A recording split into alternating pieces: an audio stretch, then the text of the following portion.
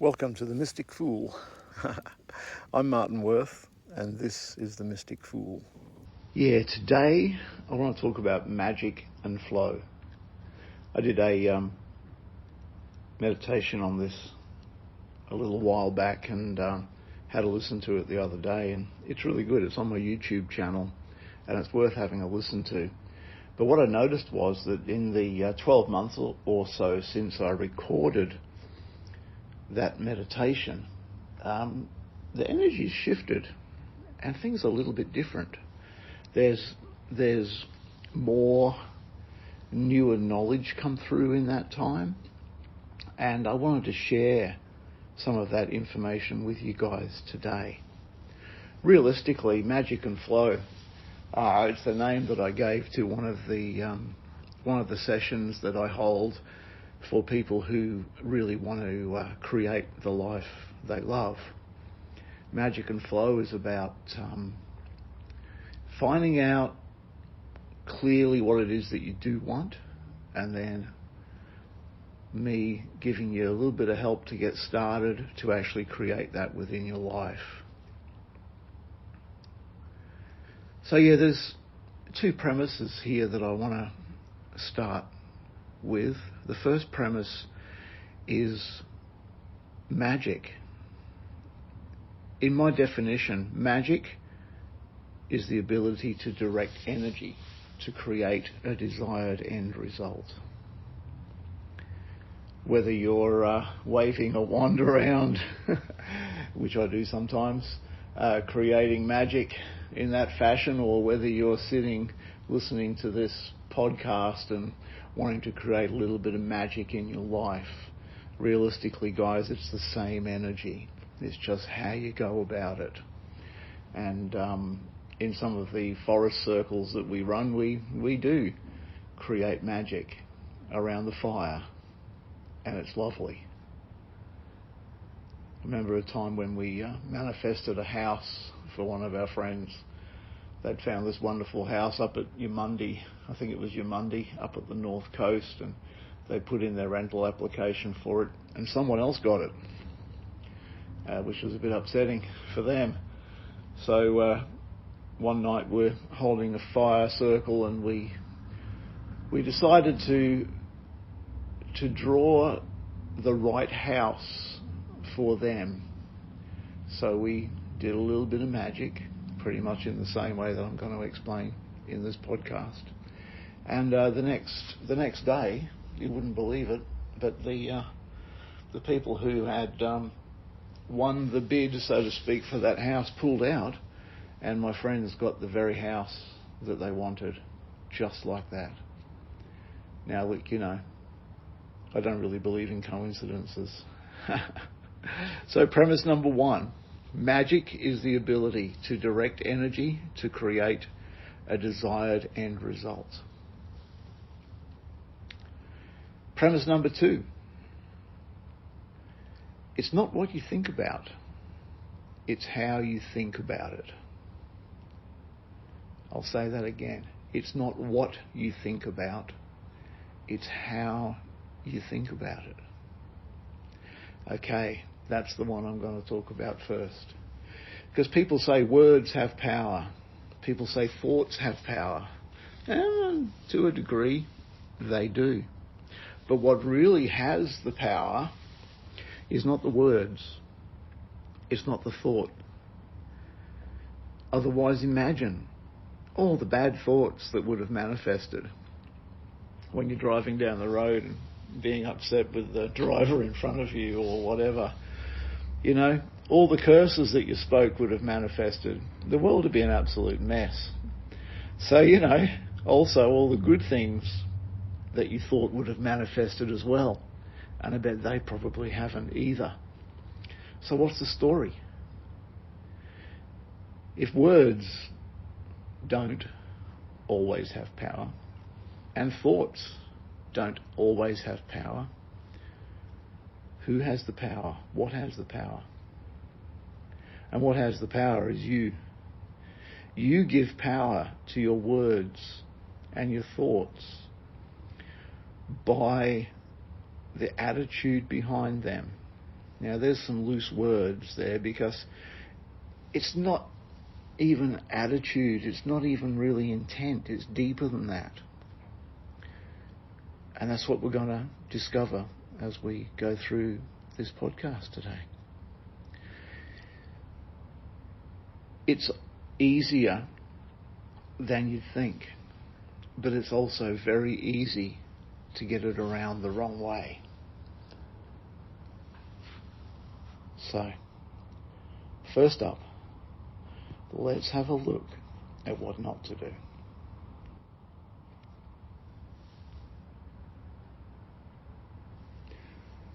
For quite some time, affirmations have been a big deal. And way back, affirmations kind of used to work. But I've noticed lately that they don't really work, not very well. They certainly don't work every time. And the problem with affirmations is that they come from a place of lack. Although they're supposed to be positive, affirmations are actually coming from a negative point of view. You know, I don't have this, so I'm going to affirm that I do have this.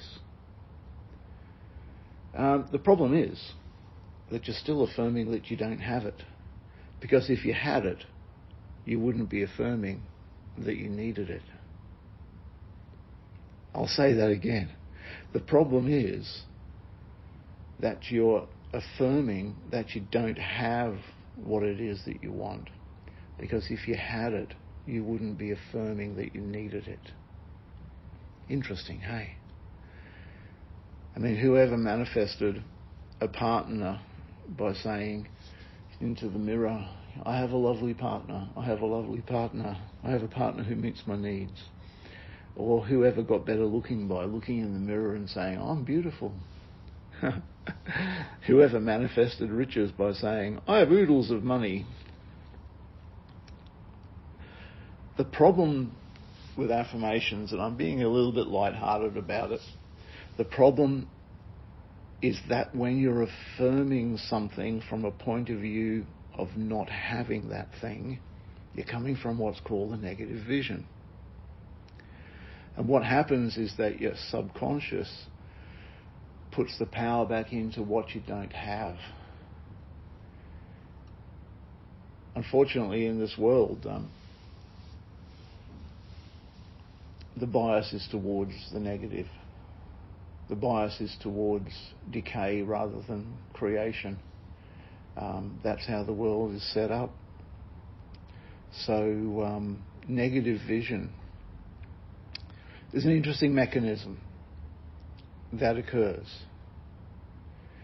You put the energy on something that you don't have, and that triggers within your mind to ask the question, why don't I have it?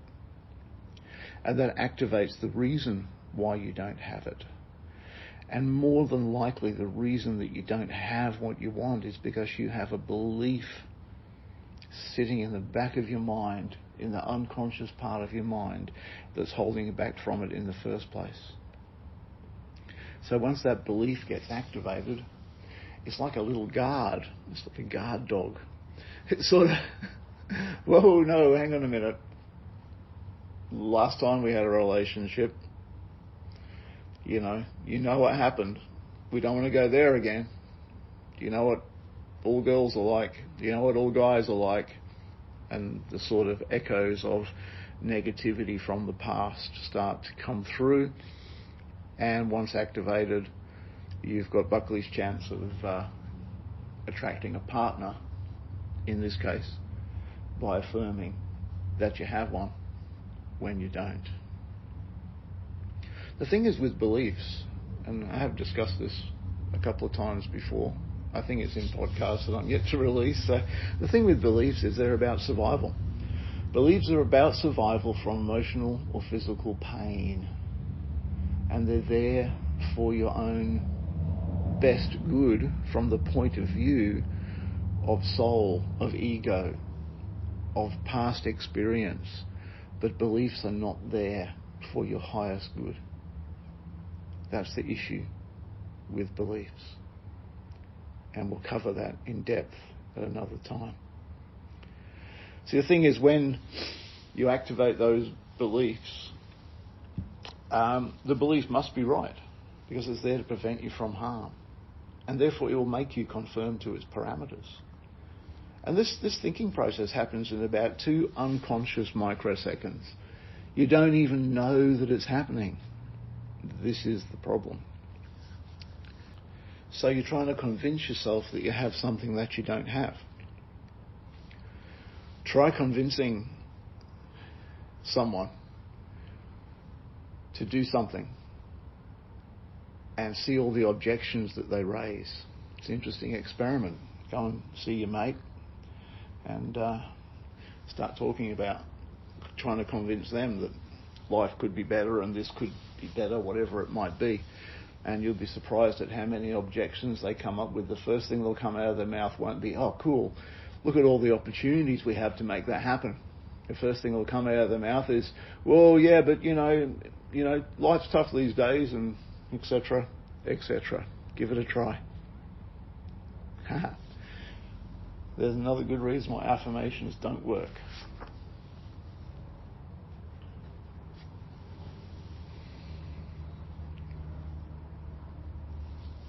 So what we're saying here is that when you affirm something that you don't have, you really only activate the reasons why you don't have it. And that doesn't get you through the door of having what it is that you want.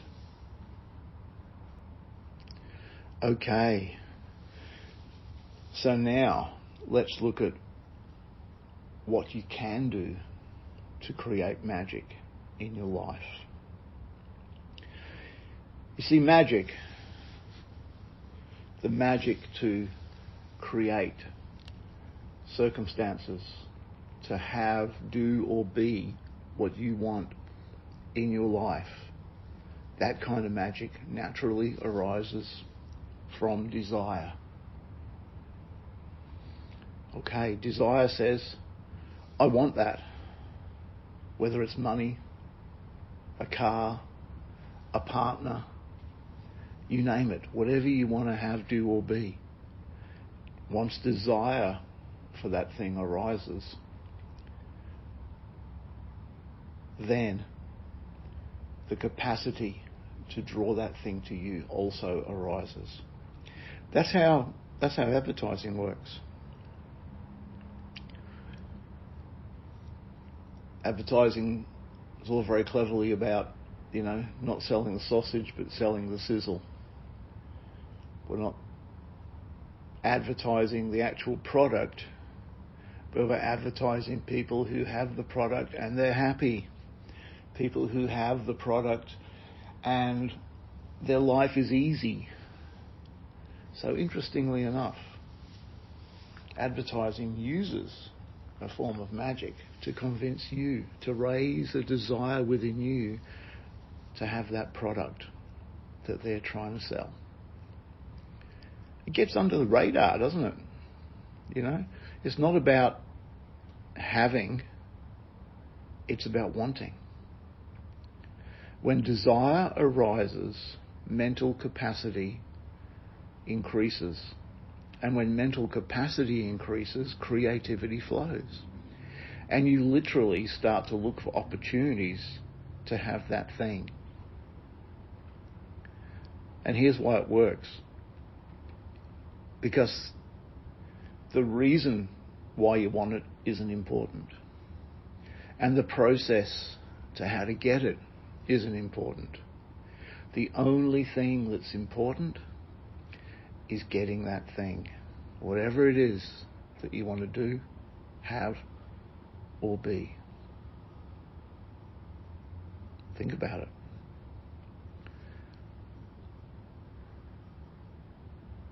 When was the last time that you felt a desire to have, do, or be something? Was it a holiday? Was it a car? Was it to get into a beautiful relationship? Was it to buy a puppy? Because when that desire arose within you, you went and got that thing. Yeah. That's how it works.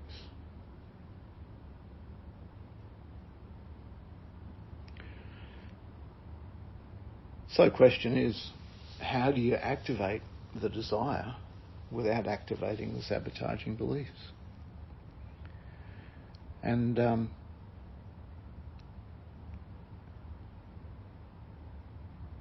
what we need to do is whatever it is that we want to have, do, or be, we need to step into a place within ourselves where it doesn't matter whether or not we have the money, the time, the resources, or the ability to create what we want. We just know that that's what we want. We have to come from a place of just pure passion to have that, pure love, and say what it is that you want to have, do, or be in your life. Whatever it might be, there's no thought at all to what the process for getting it might be. No thought at all as to how you're going to create it or how the universe is going to create it for you. You just want it. And that place is a place where you already have it.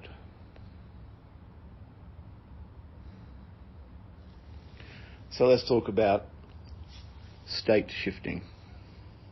You have different states. If you have a job, you have the state of working, being a worker, whatever you do, being a computer tech, or being a cleaner, or being a mowing man. When you're in that state, that's what you're doing.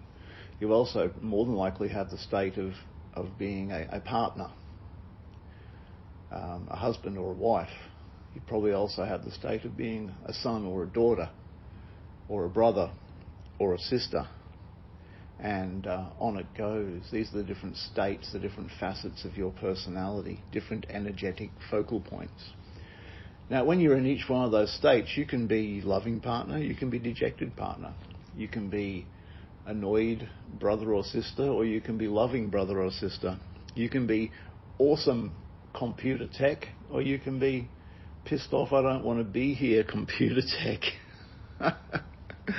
The thing is, when you're in that state, it's the attitude that you adopt within that state determines the quality of what you experience within that state. When you're in the state of dejected partner, you act and think like a dejected partner. And a dejected partner does not necessarily engender a whole lot of love from the other person. When you're in the state of loving partner, you act and think like a loving partner. And a loving partner is someone who's very hard not to be happy with. And therefore you're happy. So the question is to state shift from one to the other. Assuming you already have the desire to have, do, or be something in your life, the next thing to do is to step into the state of having, doing, or being that thing. What is it that a happy partner is doing? How does a happy partner act and feel? Don't worry about whether you're happy or not, but how does a loving partner act or feel? What does that person do? What is a rich person doing, acting and feeling? What is a beautiful person doing, acting and feeling, etc.?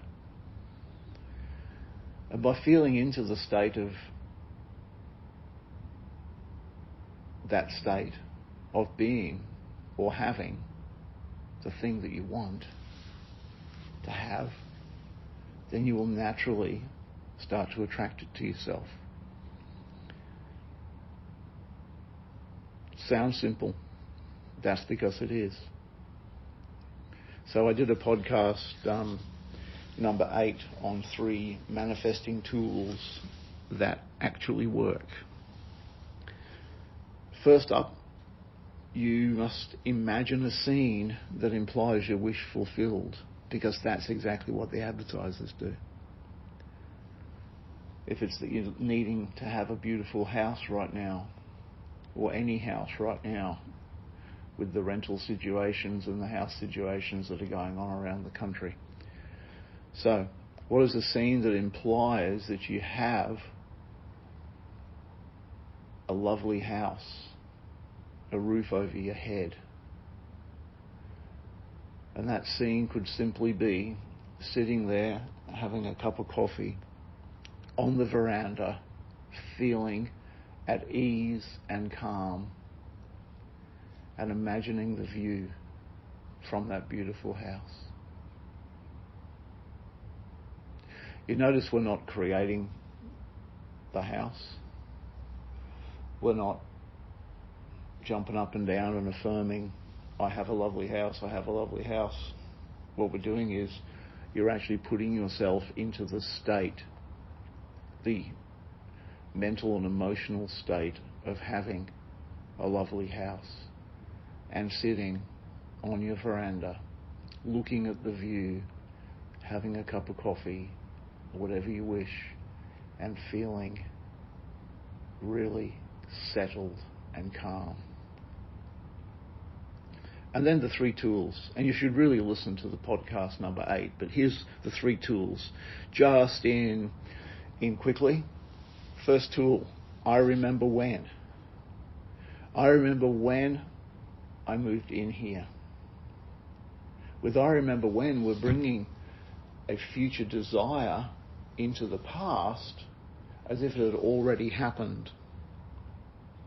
And seriously, your brain cannot tell the difference between something that you say with calm and conviction has already happened to something that hasn't already happened. So by saying, I remember when I moved into that house. I remember the day that I came in here and I had a party. My friends came around, everyone helped me move in. We got pizzas and beer, whatever it is you want to have. Or we smudged the place with white sage to get rid of all the old energies of people that have been there before. Remember when that happened. The second tool is revision. For each day that you go looking for that house and you haven't found it yet, revise in your mind what happened and change it. Change it for what you wanted to happen. Going to the first house, it's not quite what you want. Didn't have 2 garages for both your cars. Okay, revise it. You found a house, had 2 garages, it was great. You put the rental application in. Do it over. Blow off the old, create the new. And when you create the new, remember when that happened. There you are, sitting on the veranda, having a cup of coffee, looking out at the view, feeling calm, feeling settled, with a roof over your head. Remember when it happened. And you went to those open houses and looked and found the house that's perfect for you. But then the third tool is the congratulatory conversation. And the congratulatory conversation goes like this. I can't believe what a fantastic house you found to live in. And look at the view from that veranda. It is absolutely awesome. Your friends telling you how great it is, how lovely your house is. Your friends talking to each other about how great it is that you manifested this fantastic house. Yeah, the congratulatory conversation. It's really cool. You can make up whatever you like. You have people complimenting you. You can have people talking to each other about how great it is. And you can have people just ringing you up and saying, "Hey, Joe told me you got a house and it's really great. When can we come and visit?" All right. So jump on to episode 8 of the podcast and get some more depth on those 3 manifesting tools that work. If you use this technique, you will free-flowingly manifest what you want simply by emulating the state of a person who has that thing. You're not even going to affirm that you have it. You're just going to be in a state of the person who has the thing that it is that you want. You don't even have to mention the thing. When you're sitting on the veranda having a cup of coffee, feeling calm with a roof over your head, that's what you want. You want to be sitting on your veranda, having a cup of coffee, feeling calm, feeling happy, feeling settled. That's what you want. And that is a way different scenario to affirming, "I have a lovely house, I have a lovely house, I have a lovely house," or any other sort of affirmation. Sorry, affirmations, but you're so old school.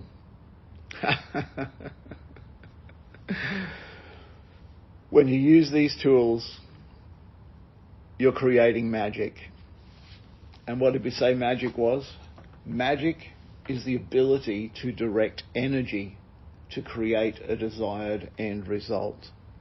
What's the energy that we're directing? The energy of having that result. Whoever cast a magic spell thinking that it wasn't going to work? The energy that you're directing to create the desired end result is the actual energy of the end result. Not that you don't have it, but that you do have it. That's what you're creating. Sending a clear message out to Spirit, which is all-powerful, all-knowing, and all-present across all time and space. That's what you're doing. And Spirit will do your bidding. By focusing on how it is to have, do, or be, you're not trying to create what you want. You're creating the state of having, doing, or being the thing that you want. Then you shall have it. So what do you want to have in your life? Once you know that, and you're clear about that, and you're in that state, then the magic flows.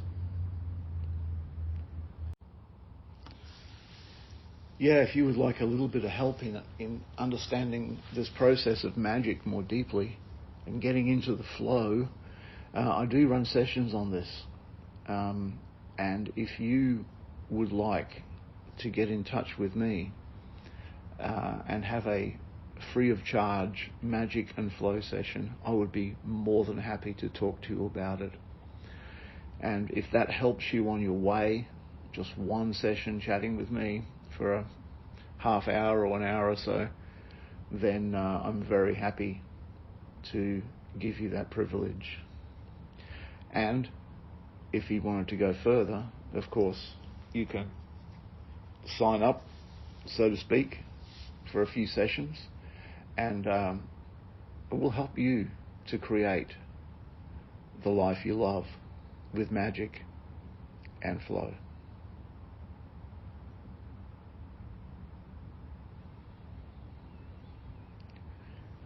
So, if you enjoyed this podcast, please like it. Please subscribe to my channel. Please put comments below, because that helps in the whole algorithm thingy-bobby.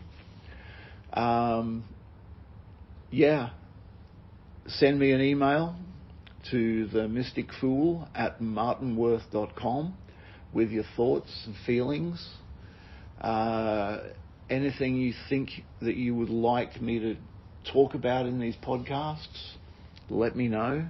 I will respond, and I will talk about topics that you asked me to talk about. So yeah, thank you. Love you. Hope the best for you. And I'll catch you. See ya.